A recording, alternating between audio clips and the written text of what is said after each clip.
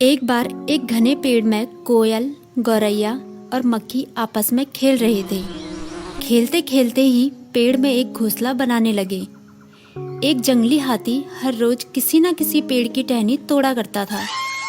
एक दिन जंगली हाथी ने फिर एक पेड़ की टहनी तोड़ दी, जिसमें गौरैया और कोयल का बना हुआ घोंसला और उसमें रखे हुए अंडे भी टूट गए। गौरैया और कोयल जोर जोर से रोने लगी। तभी मक्खी बोली, अरे तुम रोना बंद करो, मैं कबीरा भाई को बुला लाती हूँ, वो सबकी मदद करते हैं। इतना कहकर मक्खी कबीरा को बुलाने चली जाती है और कबीरा को सारी बात बताने लगती है।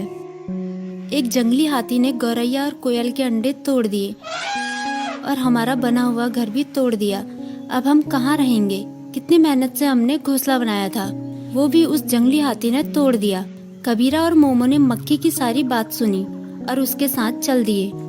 जंगली हाथी को सबक सिखाने के लिए कबीरा ने प्लान बनाया और बोला, दिन के समय हाथी तालाब किनारे जाए तो बताना। हाथी तालाब किनारे पहुंच ही रहा था, तभी कबीरा और मोमो ने जंगली हाथी पर एक बड़ा जाल फेंका और उसे बांध दिया। जंगली हाथी जोर जोर से आवाजें करने लगा और सभी से अपनी गलती की माफी मांगने लगा। मैं किसी भी पेड़ की टहनी नहीं तोड़ूंगा और ना किसी पक्षी को परेशान करूंगा।